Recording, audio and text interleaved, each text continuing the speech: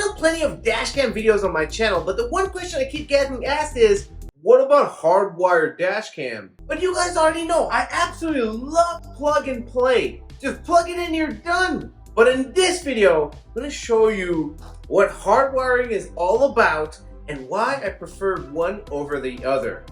Now, in order to make this video, I had to purchase this dash cam from Daisata. And their X9 series is 4K front and rear view camera, and also it has the ability for plug and play and or hardwired connection. I've done plenty of dashcam videos, and I'll tell you right now, this camera is looking awesome. I've looked at the reviews on Amazon. I know this camera is going to be great. My point is actually, how does the plug and play differ from the hardwire that it comes with this kit? So here are the wires right here, and first things first, it comes with a little pry tool. I mean, you can use this pry tool if you want. I've never used a pry tool. And here's the rear camera. It comes with all the cable needed to go from the front to the back of the vehicle. I can tell it's not cheaply made. Now let's get to the actual wiring part. This one right here is a tried and true plug and play method. USB-C to the actual dash cam, plug it into your cigarette lighter port, and also a USB port on the back to charge your cell phone or whatever you have. And then you have the actual hardwire wires. Now this is supposed to be semi plug and play where you just plug it into your vehicle, but trust me guys, I'll show you in a second, it's not as simple as it seems. Yellow is for battery power, and then red is for accessory power, and then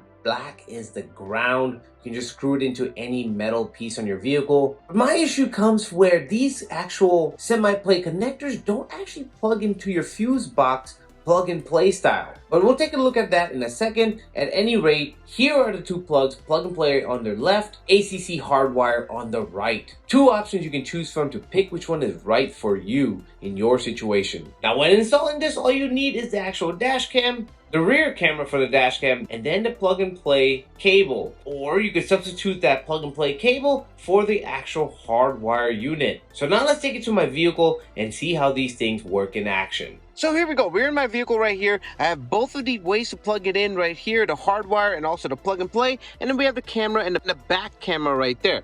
Now we're gonna be focusing on this right here. Now my personal preference, and this is just me, you guys already know, I absolutely love plug and play. Why? Because plug and play is literally just plugging into the cigarette lighter port, 12-volt socket. Any vehicle has this, guys. Just plug it in and you're good to go. You plug this into your actual dash cam. In this case, it's this one right here, and you're done. It's just a beautiful, simple way to do this. And then this wire right here, you route it through your entire vehicle. As you can see, this wire is coming off a little bit right now. I'm gonna have to fix that, but yeah, you just route it through here like this. You're done. Look at this. This is seamless. The back wire, you just go all the way to the back camera, which is actually right there. You can't even see it anymore, right there.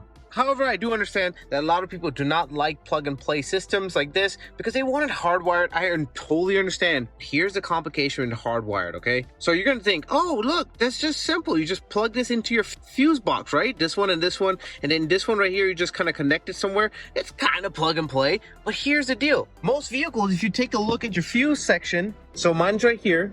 Just gonna open this up right here. This is not even gonna fit in there, guys. And then second of all, everything is filled up, and even if sometimes in your vehicle they might not be filled up, it still won't have power to it. There's a reason why sometimes they're empty, because they don't have any power to it. In your case, you might have something free. However, you still will need to use some type of jumping system to get it to work, and that's where it draws the line for my situation. Well, I don't want to do the jumping system. I don't know what it's going to do with the electronics in the long run, but that's just me. In your situation, I'll leave the link in the description below to some types of jumping systems that basically splits the power to one of the fuses for this, and then also to this hardwired system. Now, if you know what you're doing and you're not a beginner, this is a great system to do it. Do the whole entire splitting of the voltage and all that, and you're good to go. Just because it's not worth it for me doesn't necessarily mean it's not easy to do. It just takes a little bit more effort. I have to say, one huge advantage of hardwiring it is definitely it's going to be in here, and it'll free up a 12-volt outlet socket for you. But at any rate, if you're a beginner,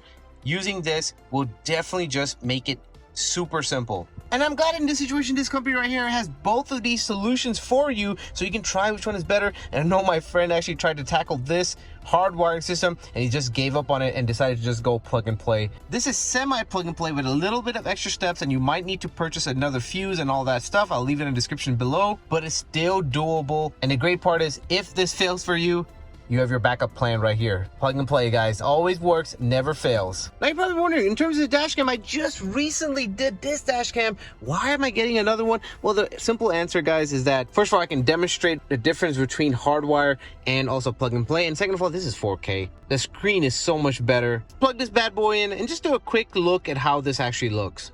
All right, guys, I've been doing this for a while now, and I'm telling you right now, I can tell a winner dash cam right when I see it. And this is a high quality dash cam, 4K. It looks like I'm holding an Android cell phone. Really nice quality. Last but not least, in terms of installation, I've done plenty of videos in the past. I'll leave the link in the description below to my previous one because they're all the same in terms of wiring, in no tools required. I'm not even kidding you. So I'll leave the link in the description below of how to install a dash cam. I'll leave the link of this dash cam as well in the description section of the video below because I will definitely be installing this. And last but not least, any hard wiring accessories that you might require if you're going to do it the hard wiring way.